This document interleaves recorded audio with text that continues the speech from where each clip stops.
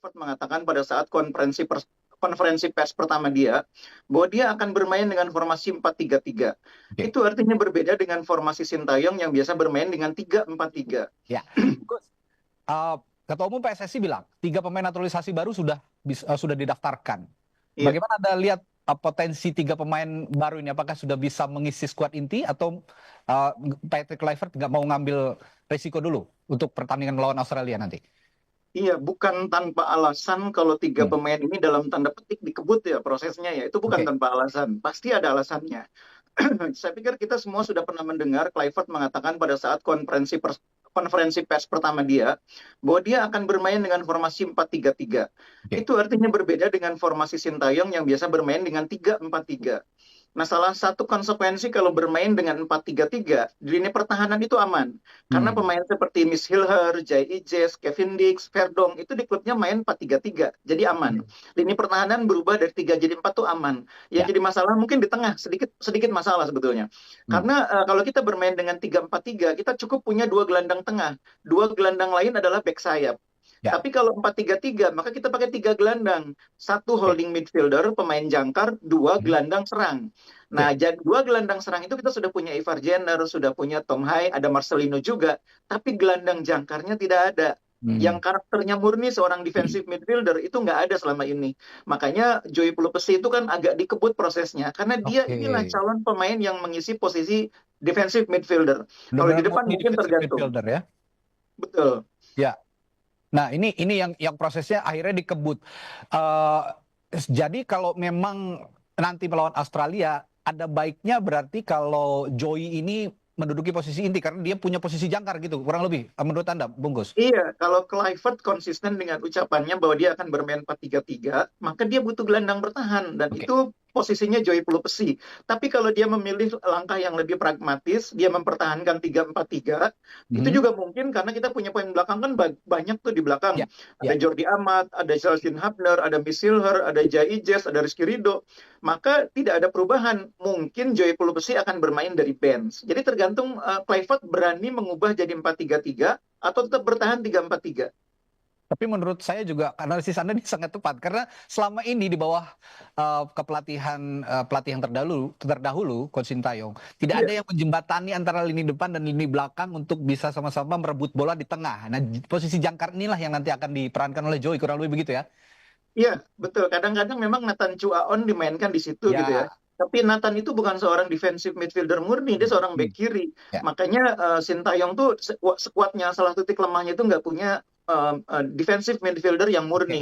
Ivar bukan, Tom Hai bukan, Ricky Kambuaya juga bukan. Oke, itu defensive midfielder. Tapi ada juga nama Emil Audero Mulyadi yang kita tahu punya statistik mentereng Iya. di Liga Italia baik di Serie A maupun di Serie B. Sekarang kan di Palermo ya di Serie B, tapi sebelumnya dia bermain di Juventus, bermain di Inter Milan, di Sampdoria begitu.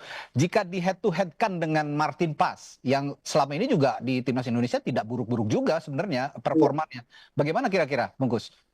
Jadi ini sangat tergantung kepada pendekatan subjektif dari pelatih ya. Sekarang pelatih Oke. kipernya kan baru, pelatih utamanya juga baru. Kalau pelatihnya masih yang lama, Sintayong, pelatih kipernya masih yang lama, mungkin Emil harus nunggu di bangku cadangan. Oke. Karena pelatih agak riskan mengganti kiper kalau tidak kondisinya darurat. Misalnya kipernya cedera atau kipernya Hmm. nggak bisa dimainkan karena Hmm. akumulasi. Itu jarang ganti kiper. Tapi sekarang kan pelatihnya baru. Pelatih kiper baru, pelatih utama juga baru. Oke. Maka persepsi dia tentang kemampuan Pas dan kemampuan Emil Audero itu masih sama-sama. Itu masih 50-50.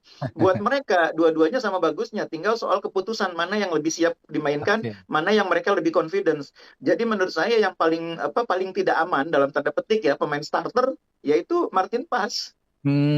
Iya, iya, iya. Ini meskipun tadi kata Bungkus, ini subjektivitas pelatih sebenarnya ya. Bagaimana melihat ya mana yang lebih apa ya, lebih siap begitu kalau kalau dimainkan melawan Australia nanti. Iya, Tapi kalau dengan situasi seperti sekarang, ini baru ke Australia kalau nggak salah 17 Maret nanti. Itu artinya hanya iya. 3 hari. Mereka berkumpul dan latihan bersama menjelang pertandingan. Ini sebenarnya untuk posisi kiper lebih lebih cocok untuk yang dimainkan sudden play itu yang mana? Iya, ini hambatan terbesar timnas kali ini memang waktu ya. Hmm. Dengan jumlah latihan mungkin hanya sempat 2 kali berlatih, mereka Ya, latihan bersama di Australia nanti. Itu memang akan sangat sulit sebetulnya bagi pelatih untuk membuat penilaian ya. Ini jadi soal balik lagi soal subjektivitas, soal keyakinan siapa yang paling ya. pas. Karena waktu Oke. latihannya cuma 2 kali mungkin dan itu pun kebersamaannya dua hari sebelum pertandingan. Karena sebagian pemain akan datang tanggal 17, tanggal 15 masih bermain. Jadi mungkin akan datang tanggal 17 siang atau sore. Nah, itu persoalan terbesar yang dihadapi oleh pelatih yang membuat mereka mungkin ya Ya. tidak akan gegabah membuat perubahan yang terlalu besar karena itu Oke. risikonya besar. Oke. Satu lagi kalau begitu kita beranjak ke posisi back kiri di mana di situ ada pemain naturalisasi baru juga yang bernama Dean James. Di sisi yang sama di posisi yang sama ada nama Calvin Verdong yang juga punya statistik bagus di timnas lah sejauh ini. Bagaimana nih bungkus analisisnya? Jangan lupa di sana masih ada Sen Patinama, Itu masih dia. ada Justin nama Patinama juga juga. Pratama Arhan, Nathan Iya. Chuaon. Jadi memang itu salah satu posisi yang mungkin nanti akan ada pemangkasan ya. Tidak mungkin posisi itu dimainkan oleh 5 orang. Hmm. Depan juga mungkin akan ada pemangkasan. Tapi dengan absennya Egy, mungkin depan itu ada kemungkinan Hmm. pemangkasannya potensinya berkurang. Tapi back kiri jelas akan ada pemangkasan. Nah, menurut saya James itu karakter bermainnya kurang lebih sama seperti Verdong. Jadi dua-duanya Oke. bisa saling bergantian. Boleh jadi Verdong didorong untuk lebih ke depan ya, James yang main di belakangnya, atau sebaliknya James yang lebih ke depan. Tapi kalau menurut saya melawan Australia ini kan kita sangat mungkin bermain lebih lebih defensif ya, Ya. lebih menunggu, tidak akan seofensif kalau main di Jakarta. Hmm. Karena itu mungkin salah satu di antara mereka yang akan bermain, tidak mungkin dua-duanya. Di Oke. depan lebih dimainkan pemain yang berkarakter lebih seimbang menyerang dan bertahannya. Boleh jadi Hmm. misalnya Ragnar, boleh jadi Ya. misalnya pemain yang lain lah, Rafael Strike juga mungkin, atau Oke. siapapun. Oke. Nah, tadi sempat disinggung juga nih sama Bungkus. Ngomong-ngomong soal Ragnar Oratmangun, katanya juga diragukan akan tampil. Kabar terakhir gimana sih, Bung?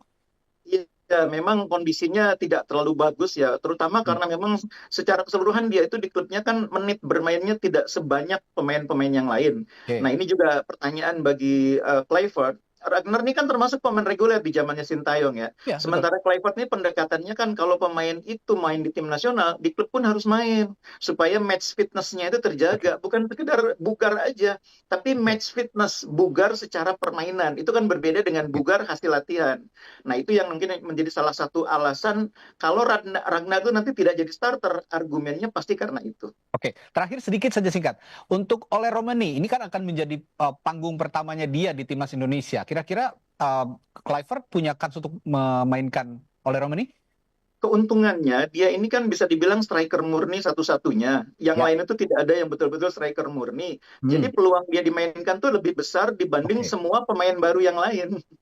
Ini yang justru Ole yang punya peluang paling besar ya, Bung Gus ya. Iya, betul. Dimainkan jadi starter melawan Australia nanti. Menarik.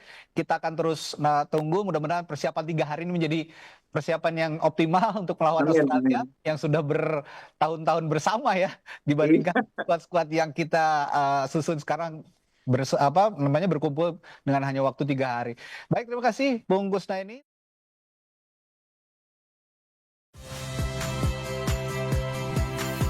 Saya Radi Saputro.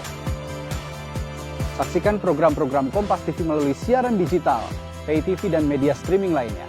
Kompas TV, independen, terpercaya.